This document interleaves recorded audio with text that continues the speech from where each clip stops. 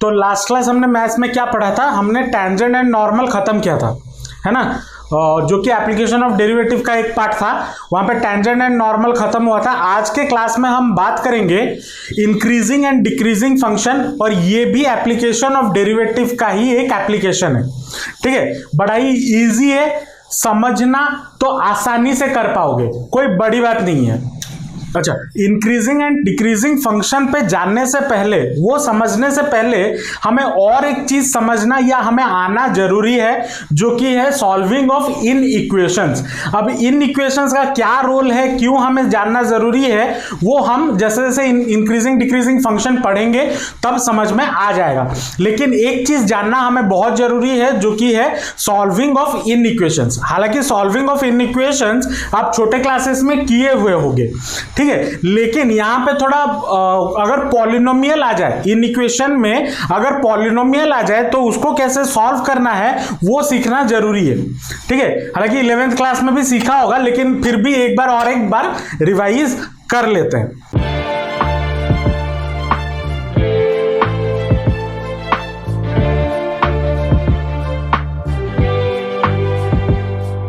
ठीक है, अब मान लो जैसे कि मैं 2-3 क्वेश्चन करके दिखा देता हूं, तो समझ में आ जाएगा कि इन इक्वेशंस को हमें कैसे सॉल्व करना है। और इसमें और एक चीज भी हमें सीखना है, plotting the solution of in equation.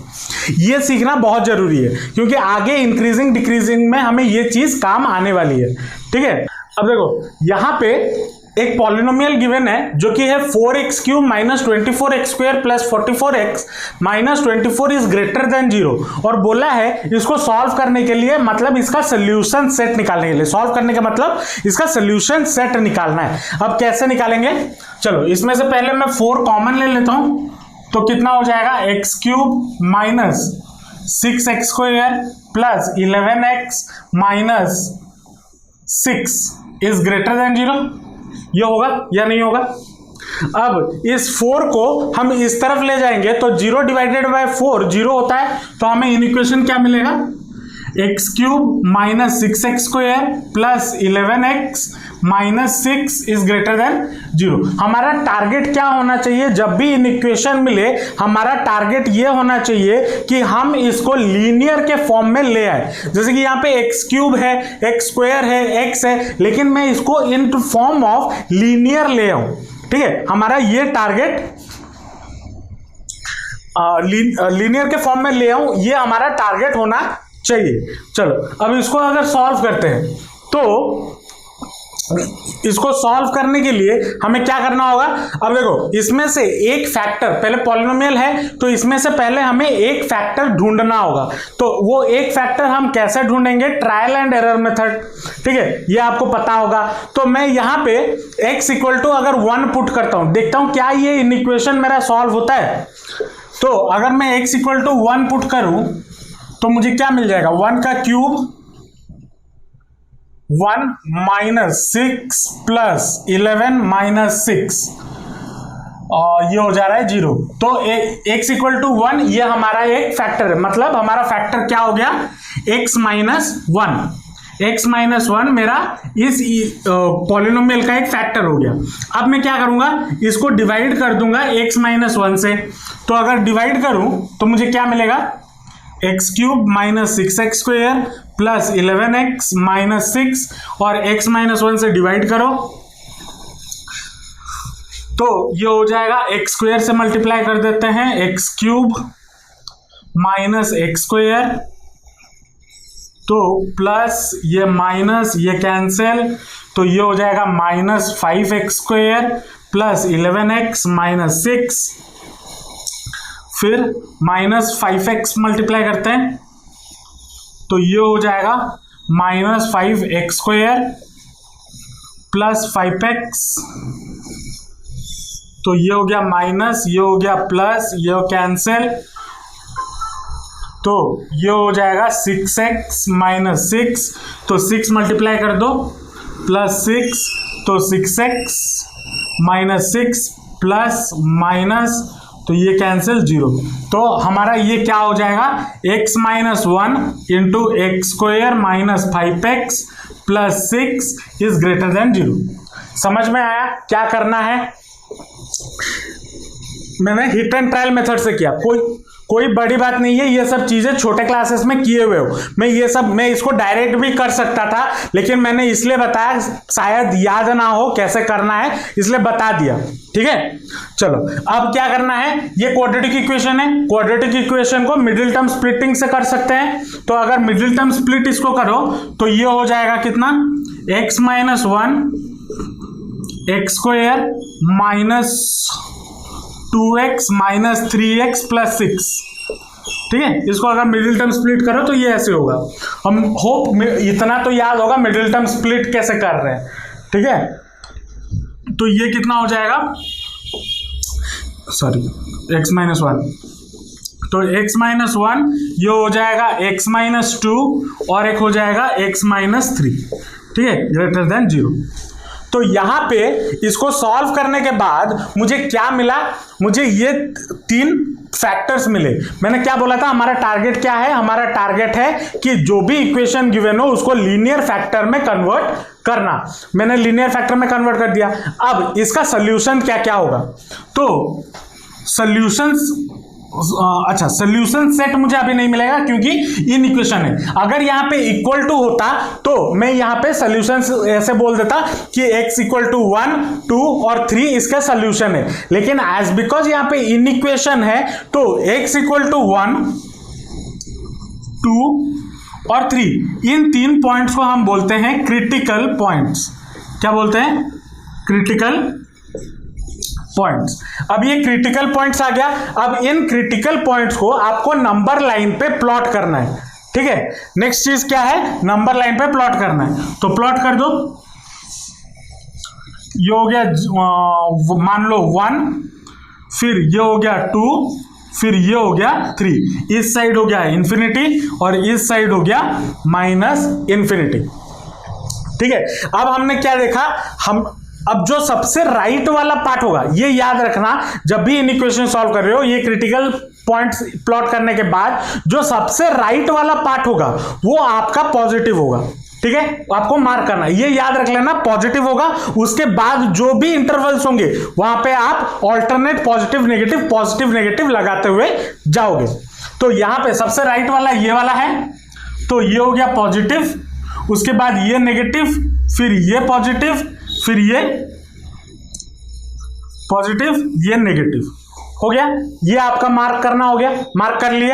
Mark करने के बाद इसका सोल्यूशन सेट क्या होगा, देखो ये जो इक्वेशन है वो ग्रेटर देन 0 है। ग्रेटर देन 0 अगर है मतलब सारा पॉजिटिव वैल्यूज होगा, अगर तो सारा पॉजिटिव वैल्यूज होगा, ये याद रखना।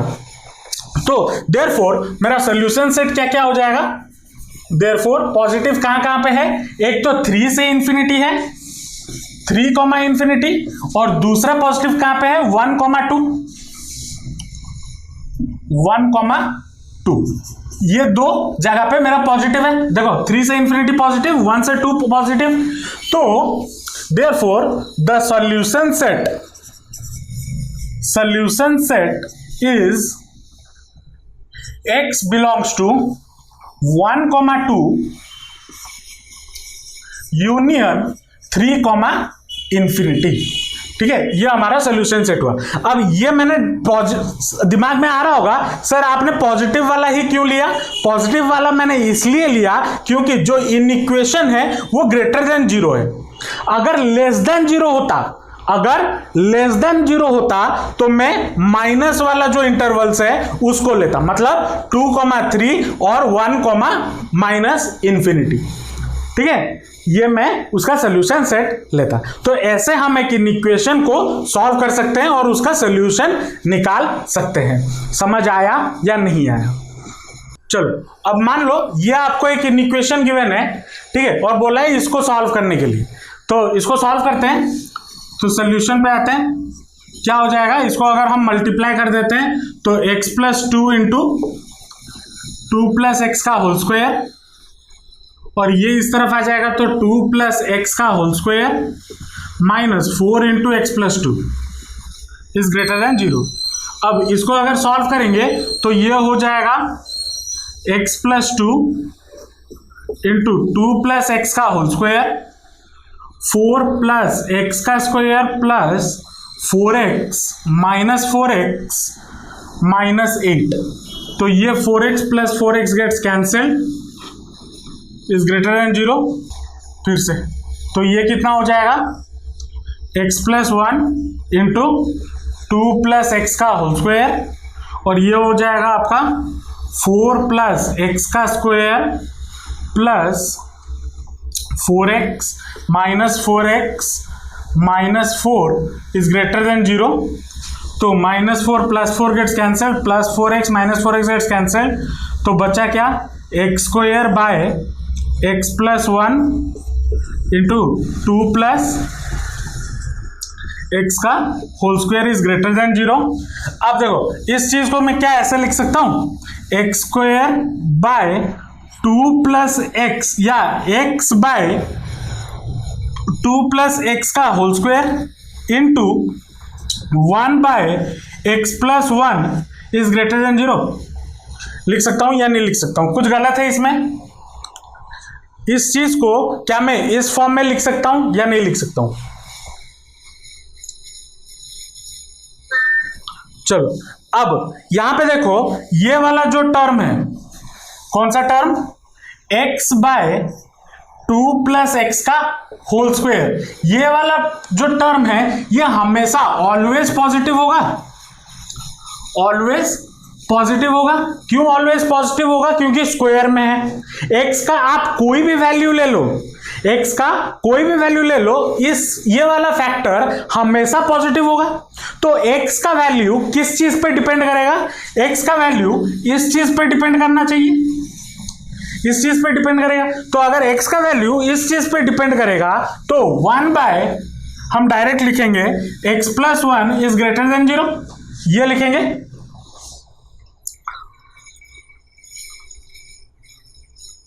अब देखो, अगर यहां पे इन इक्वेशन का एक लॉ याद रखना जरूरी है, अगर a बाय बी, याद रखना, अगर a by B is greater than 0 होता है देन a हमारा ग्रेटर देन 0 होता है।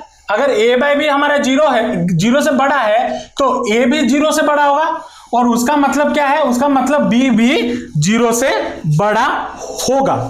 ठीक है, और यही कॉन्सेप्ट या यही लॉजिक लगा के मैं क्या बोलता हूं, x plus 1 is also greater than 0। समझ में आया ये मैं कैसे लिखा या नहीं आया? हाँ हाँ,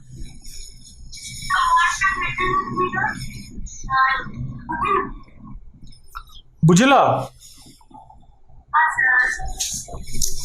तो x plus 1 is greater than 0, तो अगर x प्लस 1 ग्रेटर देन 0 है तो x will be greater than -1, ये होगा या नहीं होगा? होगा। तो अब क्रिटिकल पॉइंट मुझे क्या मिला, -1 मिला।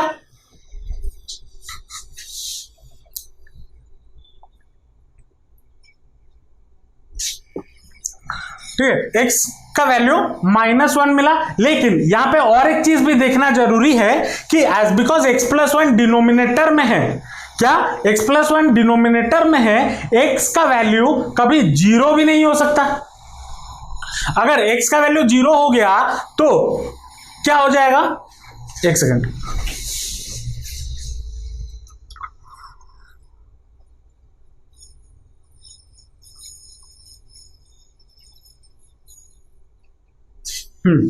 तो x का वैल्यू यहां पे 0 भी नहीं हो सकता। क्यों नहीं हो सकता, यहां पे भी नहीं हो सकता, कहीं पे भी 0 नहीं हो सकता। क्यों 0 नहीं हो सकता, यहां पे अगर तुम 0 लो तो x बाय 2 आ जाता है, मतलब 0 बाय 2 आ जाता है, और 0 बाय 2 तो एग्जिस्ट नहीं करता ना, मतलब वो इनडेफिनाइट हो जाता है। तो मतलब इससे ये भी पता चलता है कि x का वैल्यू हमारा 0 भी नहीं हो सकता, क्योंकि यहां पे न्यूमरेटर में x है। तो एंड यहां पे हम क्या लिखेंगे, x is also not equal to 0। तो यहां पे मुझे 2 क्रिटिकल पॉइंट मिल गए, एक है -1 और दूसरा है 0। अब नंबर लाइन प्लॉट करो, वही सेम चीज करना है।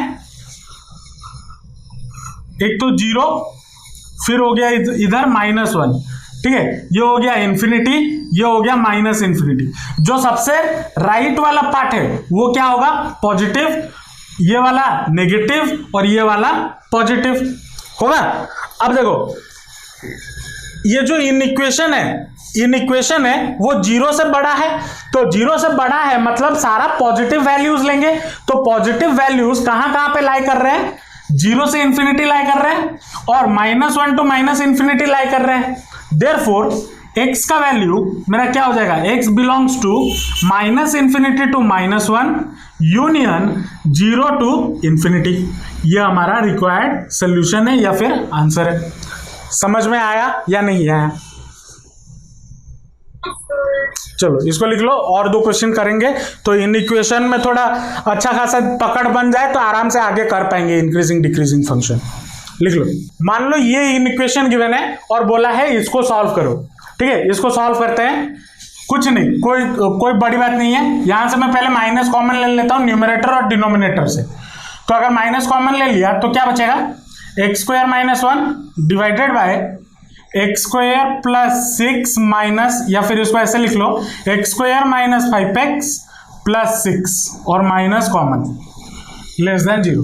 अब माइनस माइनस हट के पॉजिटिव हो जाएगा, कोई दिक्कत नहीं है। अब ऊपर वाले को मैं क्या लिख सकता हूं, क्या मैं इसको x + 1 × x - 1 लिख सकता हूं या नहीं लिख सकता हूं। और डिनोमिनेटर में इसको अगर मिडिल टर्म स्प्लिट करें तो क्या हो जाएगा, x² - 2x - 3x + 6 is less than 0. तो that implies x + 1 × x - 1 divided by x - 2 × x - 3 is less than 0. ये होगा या नहीं होगा। अब ये लीनियर फॉर्म में कन्वर्ट हो गया। अब लीनियर फॉर्म में कन्वर्ट करने के बाद हमें क्या करना है, हर एक लीनियर फैक्टर्स को हम इक्वल टू 0 करके उसका क्रिटिकल पॉइंट निकालेंगे। तो देयरफॉर क्रिटिकल पॉइंट्स क्या क्या हो जाएगा, क्रिटिकल पॉइंट्स x = इधर से x + 1 मतलब -1, x - 1 मतलब x = 1, -2 मतलब 2 और x - 3 मतलब 3। तो ये 4 क्रिटिकल पॉइंट्स हमें मिले। अब इसको क्या करना है, नंबर लाइन में प्लॉट करेंगे। प्लॉट कर दो, इंफिनिटी, माइनस इंफिनिटी, -1 1 2 3, ये हो गया। अब मैंने क्या बोला था, जो सबसे राइट वाला होगा उसको पॉजिटिव ले लेना, तो ये plus minus plus minus plus, ये हो गया। अब इन इक्वेशन को चेक करना है, क्या बोला है, ये इन इक्वेशन लेस देन 0 है। तो लेस देन 0 है मतलब क्या क्या नंबर्स लेंगे, जो कि यहां पे नंबर लाइन वही इंटरवल जहां पे नेगेटिव दिया हुआ है। तो नेगेटिव कहां पे दिया हुआ है, -1, 1 और 2, 3। Therefore x belongs to -1, 1 and या यूनियन 2, 3। ये हमारा सोल्यूशन है। समझ में आया या नहीं आया? चलो इसको लिख लो, और एक क्वेश्चन करेंगे। चलो इतने क्वेश्चन में तुम्हें समझ में आ गया होगा कि हम कैसे एक इन इक्वेशन को कैसे अलजेब्रिक इन इक्वेशंस को सॉल्व करेंगे। ठीक है, अब हम चलते हैं, अब शुरू होगा इंक्रीजिंग एंड डिक्रीजिंग फंक्शन। ठीक है, एक्चुअल में तो इसमें कुछ डेफिनेशंस का ध्यान रखना हमें जरूरी है, और डेफिनेशन के रिलेटेड कुछ छोटे मोटे चीजें भी हम देखेंगे। उसके बाद नेक्स्ट क्लास से हम एक्चुअल घुसेंगे इंक्रीजिंग डिक्रीजिंग फंक्शन है क्या। ठीक है, चलो पहले डेफिनेशन देखते हैं। पहला चीज देखेंगे क्या, स्ट्रिक्टली इंक्रीजिंग फंक्शन क्या होता है। अब देखो, जब इंक्रीजिंग फंक्शन होता है, सिर्फ इंक्रीजिंग फंक्शन होता है, इसका मतलब क्या हो रहा है, पूरा अगर कॉमन सेंस भी लगाए, इंक्रीजिंग फंक्शन का मतलब क्या होता है, कोई भी फंक्शन का वैल्यू अगर बढ़ रहा हो, ठीक है, कोई भी फंक्शन का वैल्यू अगर बढ़ रहा हो, मैं उसे बोलूंगा इंक्रीजिंग फंक्शन। और स्ट्रिक्टली इंक्रीजिंग फंक्शन का मतलब क्या हो गया, स्ट्रिक्टली इंक्रीजिंग फंक्शन का मतलब हो गया कि एक फंक्शन इंक्रीज कर रहा है लेकिन एक बाउंड्री के बीच में। मतलब एक इंटरवल के बीच में उसके पास एक दायरा है, जैसे लाइन और लाइन सेगमेंट। लाइन क्या होता है, बोथ साइड वो बढ़ सकता है, लेकिन लाइन सेगमेंट क्या होता है, बोथ साइड वो बढ़ नहीं सकता पॉइंट में। वैसे ही एक फंक्शन कैसे भी इंक्रीज कर सकता है, लेकिन अगर मैं एक फंक्शन को एक सर्टेन बाउंड्री दे दूं तो क्या वो उस बाउंड्री में इंक्रीज कर रहा है, उसको हम बोलेंगे स्ट्रिक्टली इंक्रीजिंग फंक्शन। समझे? अब इसके डेफिनेशन पे आते हैं। A function f(x) is said to is strictly increasing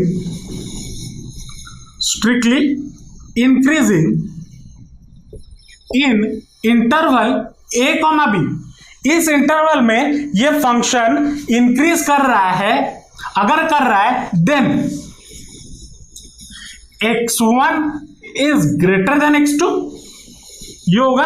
अब ये x1 x2 क्या है, जो वैल्यूज डाल के हमें पता चलेगा कि एक फंक्शन इंक्रीज कर रहा है। अगर मान लो f(x) इक्वल टू आपको गिवन है मान लो 2x, अब x के जगह पे कुछ डाल के ही तो मैं बोल सकता हूं कि ये फंक्शन इंक्रीज कर रहा है। अगर मैं x के जगह पे मान लो 3 डालता हूं, x इक्वल टू 3, तो f(x) मेरा क्या हो जाएगा, f(x) मेरा हो जाएगा 6। और अगर मैं x के जगह पे 4 डालता हूं तो f(x) मेरा क्या हो जाएगा 8। तो अब मैं बोल सकता हूं कि ये फंक्शन इंक्रीज कर रहा है, और वो किस चीज पे डिपेंड कर रहा है, वो x पे डिपेंड कर रहा है ना। तो इसी से ही अगर f(x) स्ट्रिक्टली इंक्रीज कर रहा है in interval a, b, then x1 x2 से बड़ा होगा। ठीक है, सॉरी गलत बोला, देन x1 x2 से छोटा होगा। अब कैसे छोटा होगा उसको मैं ग्राफिकली समझाऊंगा, समझो। x1 x2 से छोटा होगा, that implies f(x1) is less than f(x2) and x1, x2 belongs to a, b। मतलब a, b में ये x1 और x2 होना चाहिए। अब इसको ग्राफिकली हम समझते हैं। मान लो ये आपका ग्राफ है, आपको एक इंटरवल a एंड b मिला है, मान लो यहां से यहां तक a एंड b। मैं यहां पे दो वैल्यूज लिया, एक है x1 और एक x2, ठीक है। और एक फंक्शन का ग्राफ मान लो मैं ऐसे बना दिया, ये मान लो f(x) है, ठीक है। अब देखो a से b ये इंटरवल हमें मिला, ये हमें इंटरवल मिला, और x1 यहां पे है और x2 यहां पे है। x1 एंड x2 a और b के बीच में लाई कर रहा है, x1 x2 से छोटा है, तभी जाके ये फंक्शन बढ़ रहा है। अब मैंने जो पहले लिखा था, मैंने यहां पे लिखा था x1 is greater then x2, ये लिखा था। इसका मतलब क्या है, x2 यहां पे होगा, x1 यहां पे होगा, कोई गलत नहीं था उसमें। लेकिन एज बिकॉज थोड़ा अच्छा दिखेगा, यहां पे मैंने x1, पहले x1 आता है फिर 2 आता है, तो x1 is less than x2, इसलिए मैंने यहां पे चेंज किया x1 is less than x2 such that f(x1) is less then f(x2) और x1 और x2 कहां पे लाई कर रहा है, a और b के बीच में लाई कर रहा है। तो उस फंक्शन को, इस फंक्शन को हम बोलेंगे ये कैसा फंक्शन है, इंक्रीजिंग फंक्शन। समझ में आया या नहीं आया? चलो इसको लिख लो, इसके बेसिस पे 2-3 चीजें क्वेश्चंस, क्या क्वेश्चंस तो नहीं बोलेंगे कि हाँ देख लेंगे कि क्या कोई फंक्शन कैसे स्ट्रिक्टली इंक्रीजिंग हो रहा है, उसको देख लेंगे। पहले इसको लिख लो। मान लो ये क्वेश्चन की मैंने बोला है so that f(x) equal to 2x + 3 is strictly increasing on r क्या होता है, सेट ऑफ रियल नंबर्स, ठीक है। चलो अब सोल्यूशन पे आते हैं। सोल्यूशन में हम दो चीजें लेट में लेंगे, let x1 and x2 belongs to r, ये मैं लेट में लूंगा, और दूसरा क्या लेट में लूंगा, x1 is x1 is less than x2, ठीक है। ये दोनों मेरा क्या है, ये दोनों मेरा लेट कंडीशन है, ठीक है। अब आते हैं x1 is less than x2, ये गिवन है। अब मैं यहां पे इस फंक्शन में पुट करूंगा, अगर मैं बोथ साइड 2 मल्टीप्लाई करता हूं तो क्या होगा, मुझे अल्टीमेटली इस फॉर्म में इन दोनों LHS और RHS को लाना है, इन इक्वेशन के बोथ साइड लाना है, क्या, इस फॉर्म को। तो मैं 2 मल्टीप्लाई करता हूं, 2x1, कोई पॉजिटिव नंबर अगर मैं बोथ साइड, इन इक्वेशन के बोथ साइड मल्टीप्लाई करता हूं तो इन इक्वेशन में चेंज नहीं होता, यह हमें पता है, इसलिए 2x1 is also less than 2x2। अब मैं अगर 3 को बोथ साइड ऐड करता हूं, मतलब 2x1 plus 3 is less then 2x2 plus 3, ये भी होगा, क्योंकि मैं अगर positive number, same positive number in equation के बोथ साइड ऐड करता हूं तो मेरा कोई फर्क नहीं पड़ता, कर सकता हूं या नहीं कर सकता हूं। और ये हमारा क्या हो जाएगा, that implies fx1 is less then fx2, होगा या नहीं होगा।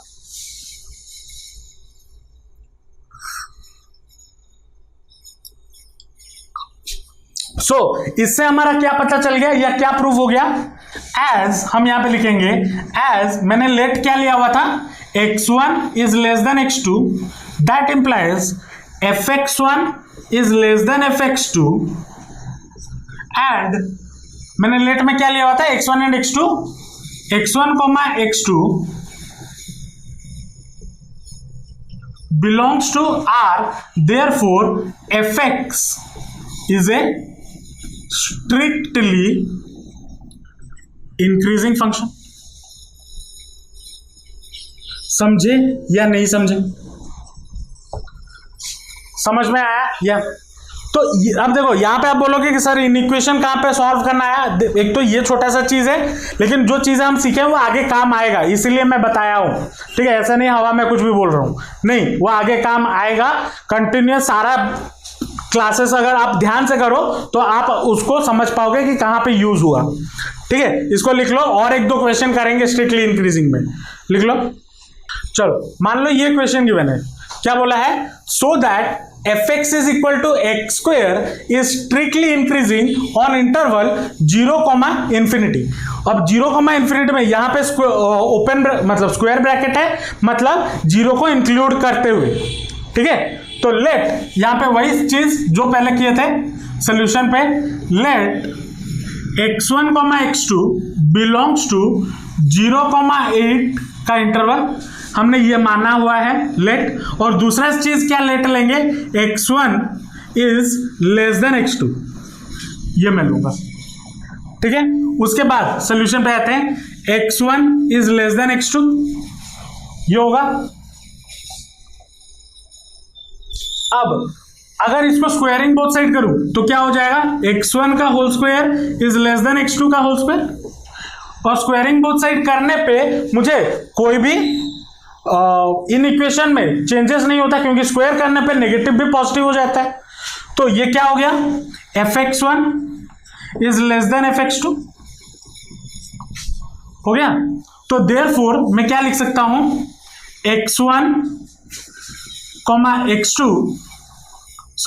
x1 is less than x2, that implies fx1 is less than fx2, and x1, x2 belongs to 0, infinity, therefore fx equal to x square is strictly increasing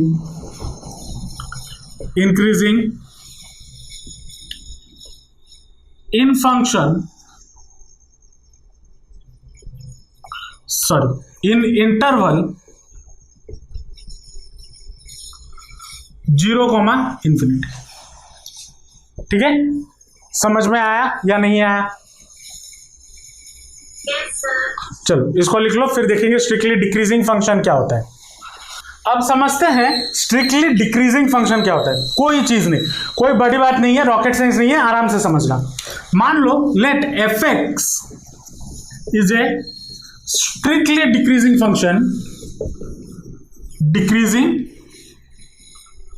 function, कौन से interval में, मान लो a, b interval में, then x1 अगर x2 से छोटा हुआ, अगर x1 एंड x2 से छोटा हुआ, दैट इंप्लाइज fx1 जो होगा वो बड़ा होगा fx2 से। ठीक है, इंक्रीजिंग में क्या हो रहा था, अगर x1 x2 से छोटा है तो fx1 भी fx2 से छोटा होगा, लेकिन डिक्रीजिंग में क्या होगा, अगर x1 x2 से छोटा है देन fx1 fx2 से क्या होगा, बड़ा होगा। इसको ग्राफ से भी समझते हैं। मान लो ये ग्राफ हो गया, यहां पे मैंने इंटरवल ले लिया a, यहां पे मैंने इंटरवल ले लिया b, ये मान लो x1, ये मान लो x2। ठीक है, अगर ये मान लो एक फंक्शन fx है तो ये हो गया इंटरवल a, ये हो गया इंटरवल b, ये हो गया x1, ये हो गया x2। ठीक है, यहां पे देखो x1 x2 से छोटा है, नंबर लाइन पे पहले x1 आ रहा है फिर x2 आ रहा है, लेकिन अगर ये फंक्शन है, फंक्शन ऑफ द ग्राफ है, तो ये वाला पॉइंट क्या होगा, fx1, और ये वाला पॉइंट क्या होगा, fx2। यहां पे अगर देखो तो fx1 ग्रेटर देन fx2 हो रहा है। अगर ग्राफ से भी देखो, डायग्राम से, पहले fx1 का वैल्यू ज्यादा है, fx2 का वैल्यू कम है, तो fx1 fx2 से बड़ा हो रहा है, लेकिन x1 क्या है, x1 x2 से छोटा है, ये हो रहा है। तो इस टाइप ऑफ फंक्शन को हम क्या बोलेंगे, स्ट्रिक्टली डिक्रीजिंग फंक्शन। समझे या नहीं समझे, समझे, इसको नोट डाउन कर लो, इस पे भी 2-3 क्वेश्चन देखेंगे, समझेंगे। चलो ये वाला क्वेश्चन देखते हैं, क्या बोला है, so that the function fx equal to -3x + 12 is strictly decreasing function on r। ठीक है, तो पहला चीज मैं क्या लूंगा, सॉल्यूशन पे आते हैं, जैसे ही इंक्रीजिंग वाला क्वेश्चन कर रहे थे वैसे ही let x1, x2 belongs to r, ये लूंगा लेट में, और दूसरा क्या लूंगा, x1 is less than x2। ये दो लेट कंडीशन मैंने लिया। ठीक है, चलो तो x1 is less than x2 मुझे लाना है किस फॉर्म में, मुझे लाना है इस फॉर्म में। तो x के साथ क्या है, -3 मल्टीप्लाई है, तो -3x1, और इस तरफ हो गया -3x2।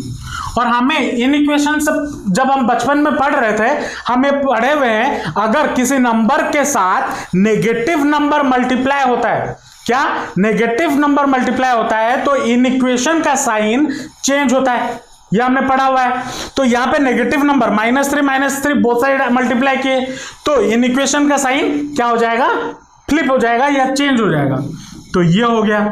अब +12 है, तो -3x1 + 12 is greater then -3x2 is greater then +12, ये हो गया। तो इसका मतलब क्या हो गया, fx1 is greater then fx2, ये हो गया। तो देयरफॉर मैं क्या यहां पे क्या लिख सकता हूं, therefore as x1 is less than x2 और दैट इंप्लाइज fx1 मेरा क्या हो गया, ग्रेटर देन fx2 हो गया, and x1, x2 belongs to r, तो मैं क्या लिख सकता हूं, therefore fx is a strictly decreasing function, decreasing function. ठीक है, समझे या नहीं समझे,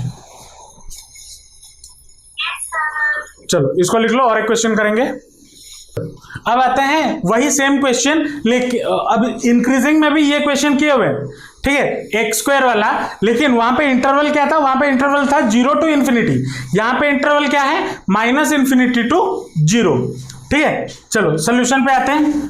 तो लेट क्या लेंगे, x1, x2 belongs to -∞ to 0 and x1 is less than x2, ये हो गया। तो x1 is less than x2 अगर ये हुआ, अब बोलोगे सर स्क्वायरिंग बोथ साइड करेंगे, तो स्क्वायरिंग बोथ साइड करने पे तो चेंज नहीं होगा, यहां पे और एक तिगड़म लगाएंगे। क्या लगाएंगे, देखो मैं बोथ साइड x1 मल्टीप्लाई कर देता हूं, ठीक है। अब x1 x1 both side multiply कर देता हूं तो क्या हो जाएगा, x1 का square is less then x1 into x2, ये होगा। तो मैंने यहां पे क्या किया, मैंने इसके x1 बोथ दोनों साइड मल्टीप्लाई किया। अब देखो यहां पे जब मैं मल्टीप्लाई x1 बोथ साइड किया, यहां पे x1 और x2 क्या है, x1 और x2 किसके बीच में लाई कर रहे होंगे, x1 और x2 माइनस इंफिनिटी से 0 के बीच में लाई कर रहे होंगे। मतलब मैं कोई एक नेगेटिव नंबर मल्टीप्लाई कर रहा हूं, जो भी x1 एंड x2 होगा वो एक नेगेटिव नंबर होगा या नहीं होगा, होगा।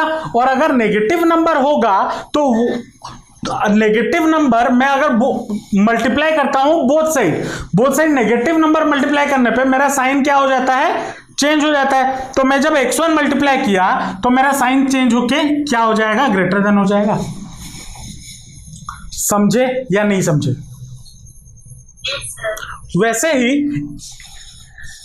मैं इधर इस वाले इक्वेशन में, इसी वाले इक्वेशन में इसको दूसरी तरह लिखता, दैट इंप्लाइज यहां पे मैंने क्या किया, multiplying x1 both side, multiplying x1 both sides, ठीक है। वैसे ही यहां पे x1 is less than x2 है, मैं क्या करूंगा, multiplying x2 both side, multiplying x2 both sides, तो क्या हो जाएगा, x1 इंटू x2 और इधर हो जाएगा x2 का स्क्वायर, लेकिन यहां पे भी साइन चेंज हो जाएगा क्योंकि x2 भी एक नेगेटिव नंबर है जो कि माइनस इंफिनिटी से 0 से बीच में लाई कर रहा है। तो यहां पे भी साइन चेंज होकर क्या हो जाएगा, ये सिंबल आ जाएगा, साइन फ्लिप हो जाएगा, होगा या नहीं होगा, होगा। अब इन दोनों को अगर मैं कंपेयर करूं, इन दोनों इक्वेशन से मुझे क्या मिल रहा है, अगर x1 x2 से छोटा है, x1 x2 से छोटा है तो फ्रॉम, इसको मान लो मैं इक्वेशन नंबर 1 ले लेता हूं और इसको 2 ले लेता हूं, तो फ्रॉम 1 एंड 2 दोनों इक्वेशन में मैं अगर देखूं तो क्या होगा, x1 का square is greater then x2 का स्क्वायर, मिलेगा या नहीं मिलेगा, देख लो। x1 का स्क्वायर इन दोनों से बड़ा है, x1 x2 इससे बड़ा है, तो मतलब x1 इससे बड़ा, x2 के स्क्वायर से बड़ा होगा। समझ आ रहा है या नहीं आ रहा है? x1 का स्क्वायर x1 x2 से बड़ा है, x1 x2 x2 के स्क्वायर से बड़ा है, तो x1 का स्क्वायर x2 से भी बड़ा हुआ। समझे या नहीं समझे? तो यहां पे क्या हो जाएगा, इसका मतलब fx1 is greater then fx2 होगा। तो देयरफॉर मैं क्या बोल सकता हूं, देयरफॉर मैं ये बोल सकता हूं x1 अगर x2 से छोटा हुआ, that implies fx1 is greater than fx2, that is fx is strictly decreasing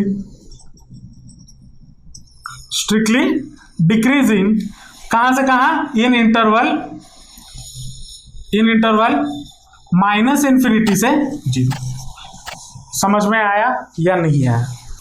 चलो, तो आज के क्लास में हमने क्या समझा, आज के क्लास में हमने देखा कि इन इक्वेशन को कैसे सॉल्व करेंगे, पॉलिनोमियल अलजेब्रिक इन इक्वेशंस को, और स्ट्रिक्टली इंक्रीजिंग फंक्शन क्या होता है और स्ट्रिक्टली डिक्रीजिंग फंक्शन क्या होता है। नेक्स्ट क्लास हम समझेंगे मोनोटोनस फंक्शन, मतलब और डीप डाइव करेंगे इंक्रीजिंग एंड डिक्रीजिंग फंक्शन में, और वहां पे हमें इन दोनों का जो आज के क्लास में पढ़ा वो नेक्स्ट क्लास में जरूरत पड़ेगा, तो इसको पढ़ के आना नेक्स्ट क्लास, ठीक है। होप आपको आज का क्लास समझ में आया होगा। आपको अगर कोई डाउट है या कोई चीज समझ में नहीं आया है, आपका फीडबैक नीचे कमेंट सेक्शन में जरूर देना। मैं पूरी की पूरी कोशिश करूंगा आपका डाउट क्लियर करने की, या आपका फीडबैक अगर मुझे मिला और आपको ये वीडियो अच्छा लगा तो फीडबैक पढ़ के मुझे भी अच्छा लगेगा। अगर आपको कोई भी दिक्कत हो तो कांटेक्ट करना मत भूलना। तो मिलते हैं नेक्स्ट वीडियो में। Till then all the best, जमकर पढ़ाई करते रहिए and thanks for watching the video.